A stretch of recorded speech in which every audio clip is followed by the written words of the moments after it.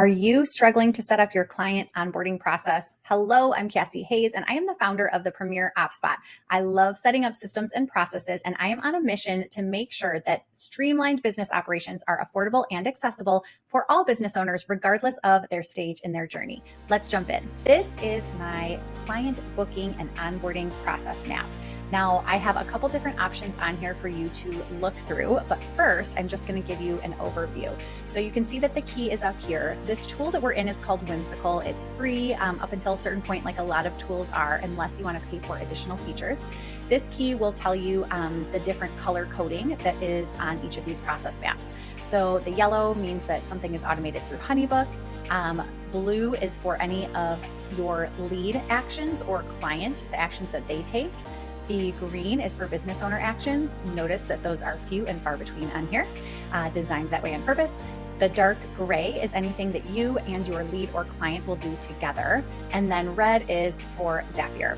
I am not building this out with every single detail because I feel like that would be overwhelming, but I wanted to give you an idea of the different steps that you can take to build a really good client booking process as well as an onboarding process so that you are presenting yourself as a professional and your clients are so excited to sign with you so that you can serve them. Okay, so in Whimsical, I'll just give you a quick overview. If you are using a laptop, you can just go up and down, or if you have a mouse, you can use your little roller on your mouse to go up and down. And then you can just zoom in and out really easily with your mouse pad, or you can use the zoom in and out down here. So essentially, there are two separate buckets here. There's one for project work and one for retainer clients because these are a little bit different even though they're very similar. So the first step, especially if you're using Honeybook, is that at some point you're going to need to capture your lead information, right? What's their name? What are they looking for? What kind of business owner are they? And you are sometimes even qualifying that lead. In Honeybook, then what happens is I have an automation set up that after they fill out that contact form, they immediately receive an email. Number one, saying, thank you, we received your form, but also that invites them to book a free consultation. You might call it a discovery call. Then after they book, there are two things that happen. They get one email that confirms all the details of that scheduling appointment. There is also a button to reschedule or cancel. And then there's a separate email that goes to them with some FAQs about what it's like to work with me. So I also have a couple other emails that will go out in this sequence before I meet with them. I have one email, for example, that says, are you the kind of person that likes to shop around before you buy and do your research? And then I just basically say, if you're not, feel free to delete this email, but if you are, keep reading.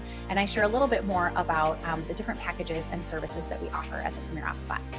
Then we are going to meet on that consult or discovery call. And then after we have that conversation, I'm going to actually open up the smart file. In Honeybook, a smart file includes your proposal. It includes the invoice, the contract for them to e-sign, a payment page for them to actually pay. And then I have added on mine a page for them to actually schedule their onboarding call. And then I have like a next steps like, congratulations, you made it through. But that is all done in one fell swoop. Now, the way that I use smart files, they are smart for a reason. You can have a proposal that has package A, B, and C, where you send it to the client and they choose which one you want. I would recommend this potentially for social media managers, maybe for web designers, or even graphic design. If your packages are very clear that you are providing X number of deliverables for each package.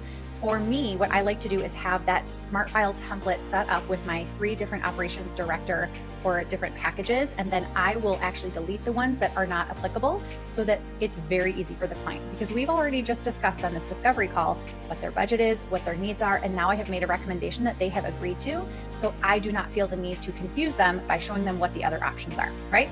But if you explain a few different options to them and you want to give them the option to decide which package to choose, you can send it that way. Now this one up here, like I said, because it's for project work, I'm going to use my Honeybook Done With You service as an example, or Done For You service, so that you can see what that would look like. So again, we would still meet. I would let them know which of the services either are done with you, done for you, or done in a day would be the best option for them on this call. And then I'm going to eliminate the other 2 options from that smart file and just send them the one that we both decided was the best choice. Then what they will do is to sign the contract, they're going to pay, and they're going to book their first strategy call. Meanwhile, Honeybook is going to create a task for me inside their project to update their end date. Now, what that looks like for us is that when we do a done for you service, for example, that might take maybe 2 weeks to 3 weeks, depending on what add-ons they choose, what branding they already have, if their pricing and packages are clearly outlined and their processes are clearly outlined, and how many workflows we're putting into place for them. Once that's done, they have 30 days of Voxer support directly with me. And so our project end date is actually 30 days after we complete the project. So I will update that project date because there are some additional triggers that happen based on that project end date inside Honeybook. So they'll sign, pay, and book. Then I also have some Zaps created. I have a client profit and loss where I'm tracking all of my revenue and everything, and as well as tracking the cost of my VAs for each project. And so that's created in there. And then I also have it create a folder in my Google Drive based on when they sign. Meanwhile, Honeybook is going to send them a welcome email and give them all the information that they need to know. So for Honeybook, they would, let's say it's the done with you service, they will receive a link for my Honeybook Basics guide. They will receive my Voxer handle and a link to connect with me there. They will also be told to be on the lookout for their step-by-step guide, which is in ClickUp. I create that list for them out of a template and send that over to them. And then, of course, the project begins. We work on it. It's completed. There's a whole bunch more that goes into that, but this is sort of the onboarding phase. We do have an onboarding call that, again, will map out the strategy for them. What automations do they need? What are the steps in their workflow? So very similar to this here, we'll build this out for each client so that then we can take this and bring it into Honeybook and build these automations based on the different steps inside someone's process. And so then after we onboard and complete the project, we're going to have a project delivery email go out to them. Now, I do have an email template saved for this in Honeybook, but I do edit it because it does have some different, very custom specific things for that particular client, as you can imagine. I will also give them some options for, hey, just a reminder, you have me on Voxer for the next 30 days, for example. And then after 14 days, an email will automatically go out through Honeybook that says, hey, it's been a couple weeks since you're set up. How are you feeling? Do you have any questions? How can I help? Then at the 30-day mark, there's a final email that goes out and says, I hope that you are loving your Honeybook setup. Here is, again, the reminders of what we have completed for you. And usually that just includes all the generic things like my Honeybook Basics guide, a link to my blog or YouTube channel if they need additional support. I will also include an option for them to get Honeybook consulting if they do need help in the future. And then it includes a feedback request for them to just fill out so we can know what the process was like for them and how we can improve it in the future for other clients. And then I also have a task that is automatically created that reminds me to move that project to complete. So I suppose the last thing that would be on here that I did not include is just that I would move that over, and then that's going to be complete end of the project. Now, if we're going to a retainer service, it's very similar. It's just a little bit shorter actually. So all of this is the same in the beginning.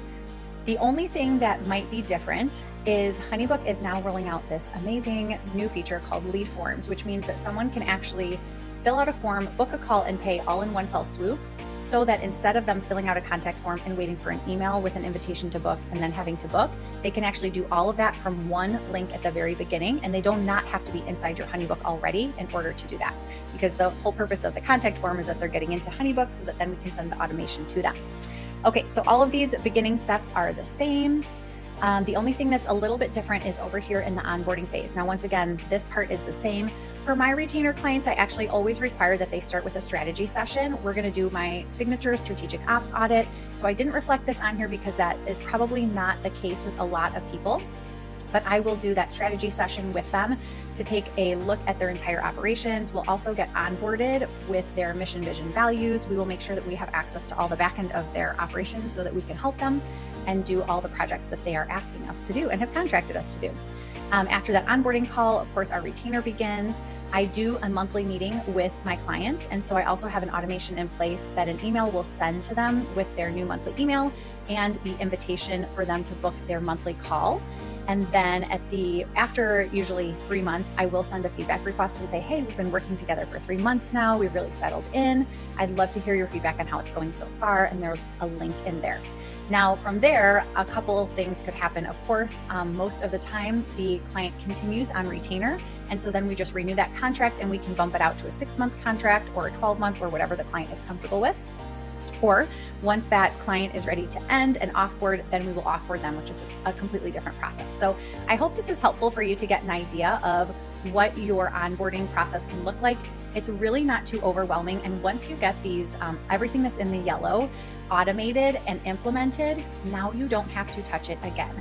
I woke up the other day and had a notification that someone who I had connected with on Facebook had clicked on my link. Now, they did not respond on Facebook, mind you, okay, because we want to give people the option to take action as much as possible. And so she filled out my contact form, then she got the email, then she booked a call, and then she reached out to me, and then she went to my website because my email sequence invited her to take action. And so that's the goal in having, aside from saving you time and saving you mental energy and all the time that it takes you and stress to track. I have to go over to this Calendly or Acuity and pull my link to send to them. And then I have to go into this invoicing platform and send them an invoice. And then I have to go over here to get their contract signed. And now they have 3 links and I have to track 3 things before I can start working with them. Doesn't feel great. Honeybook will streamline all of this for you. And again, it will be automated and your business will start to go on autopilot, and it will be so great because you will be able to sign and serve clients more quickly and focus on the thing that you want to do, which is serve them instead of tracking all of that stuff in your back end manually. So I hope this was helpful. If you have any questions, feel free to reach out to me, but you know where to find me on Instagram and on YouTube and on the blog. I'm always adding additional content there that I hope will help you to streamline your business systems affordably and accessibly.